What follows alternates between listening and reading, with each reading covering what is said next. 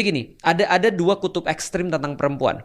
Satu menjadikan perempuan sebagai objek, satu lagi feminis. Ini dua kutub ekstrim nih. Nah, aku mau ngasih tahu yang benar tuh seperti apa di tengah-tengah. Gimana tuh?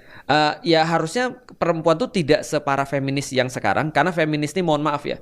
Feminis 1.0 itu adalah we have to be equal with men. 2.0 feminisnya adalah mereka bilang we don't need men atau men hating ideology. Jadi mereka benar-benar nggak merasa bahwa mereka nggak perlu dengan laki-laki atau mereka bahkan benci dengan laki-laki. Ini yang kedua. Yang ketiga adalah we are men 3.0 tuh. Jadi kita yang jadi laki-laki.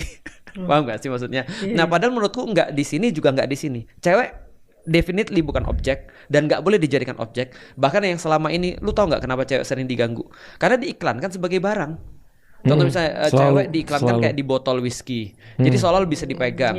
Lalu kemudian dijadiin cuma kayak barang, dijadiin cuma kayak apa ya, dipakai doang dan segala macam. Nah, itu nggak suka tuh. Tapi yang di sini juga nggak suka juga. Nah, bagaimana kemudian Islam memosisikan perempuan itu mulia banget. Gitu. Nah, itu yang aku pengen atur. Konteks statement itu pas awal-awal. Jadi gini, untuk kita ngertiin sebuah konten secara holistik, kita harus ngerti konteksnya. Konteksnya waktu itu tuh sebenarnya menurut gua bagus.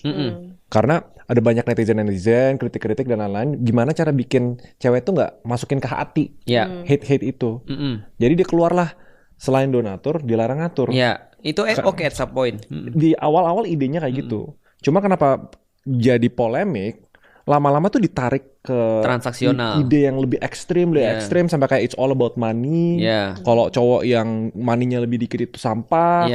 Kalau nggak kaya nggak bahagia. Kalau nggak kaya nggak bahagia. Jadi kayak ide yang awalnya konteksnya bagus